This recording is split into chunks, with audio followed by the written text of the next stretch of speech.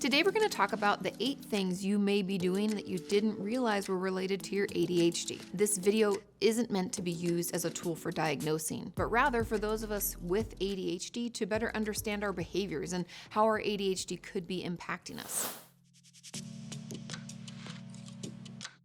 Number 1, waiting mode. When we have an appointment later in the day, we can feel stuck.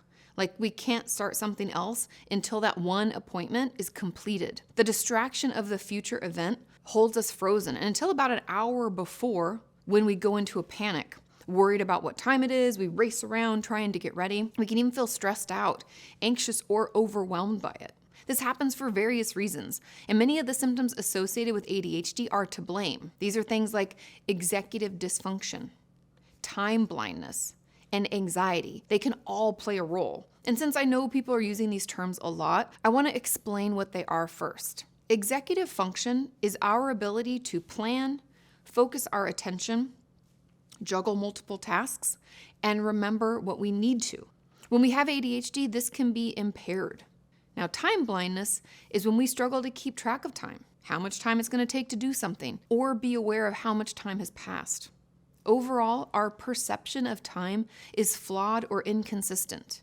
And anxiety, as we know, is when we have an uncontrollable worry and can even have physical symptoms like excessive sweating, difficulty sleeping or concentrating, increased heart rate, etc. Number 2, sensory sensitivities. Overhead lights can be incredibly uncomfortable, itchy tags in clothing, any mechanical beeping in the background, or annoying hold music. These are just a few of the things that can overwhelm us and even cause us to lash out or shut down. This happens because we can struggle with self-regulation, transitions can be difficult, and we are often disorganized, distracted, and rushed. Having excess stimuli around us can exacerbate our already existing ADHD symptoms, and it's why these types of things can be so triggering. I want to take a quick minute to thank the sponsor of today's video, Sunsama. Sunsama isn't just another to-do list or organizational app. It's a system that helps us mindfully plan our days so that we accomplish what we need to each day and week without burning out. I can pull tasks over from my email, Google Calendar, Asana, Trello, or Slack.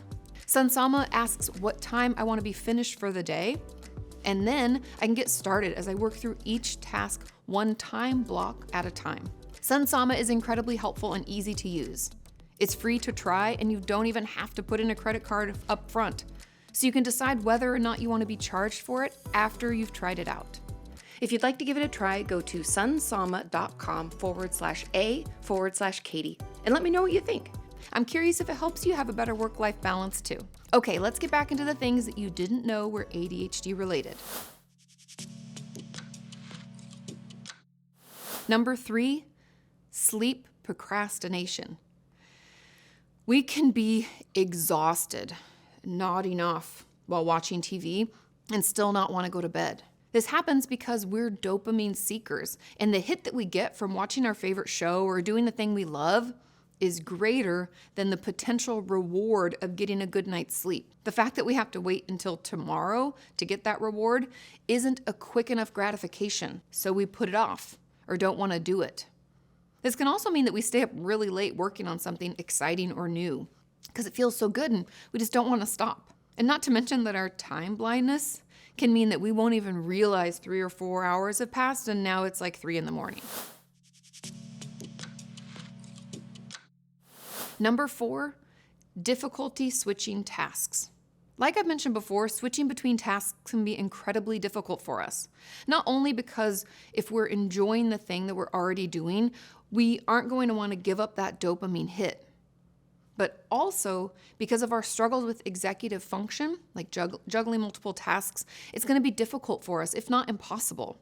And when someone pulls us away from something before we're finished with it, we can feel like we're juggling them both. I read that switching tasks can feel like trying to move a car when the engine is off. You really have to fight to get it going. And I really like that visual, and I think we can all imagine how hard that would be. And for those of us who don't have ADHD, maybe this just gives us a little insight into how difficult it can feel. Number 5, saying no right away, or at least wanting to. When we have ADHD, our first reaction to someone asking for our help, it can be to say no, especially if it's something we don't really want to do, like picking someone up from the airport or helping someone move, for example.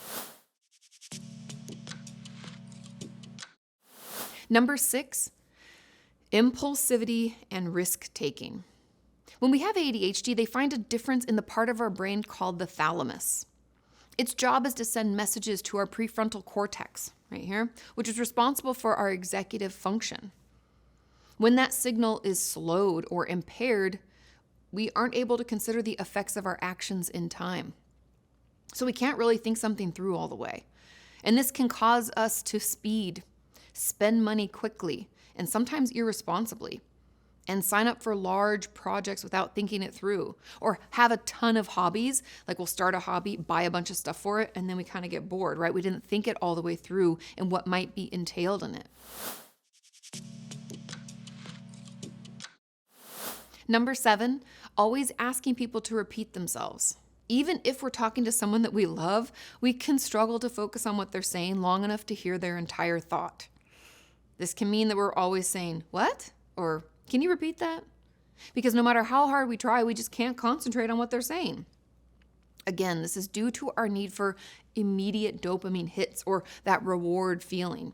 And this is especially true if they're trying to talk to us while we're doing something we enjoy. And finally, number 8, oversalting our food. Something interesting that I learned, this was actually going to be 7 things, and then I had to add this in because I found it so fascinating. So something interesting that I learned when I was researching ADHD was, now get this, that in order for dopamine to get inside a cell, it needs sodium. Also, when we have a high salt intake, our kidneys release more dopamine. Therefore, those of us with ADHD may find ourselves craving more salt as a way to get more dopamine into our system. Research also shows that this can lead to things like binge eating and an increase in us eating foods that are higher in fat. So just be aware of this symptom if you find it applying to you. I know there are many more ADHD symptoms that may surprise people, so feel free to leave any others in the comments below. I'm also curious if any of you were shocked by some of these symptoms that I shared. So let me know. Thank you so much for watching and have a wonderful week.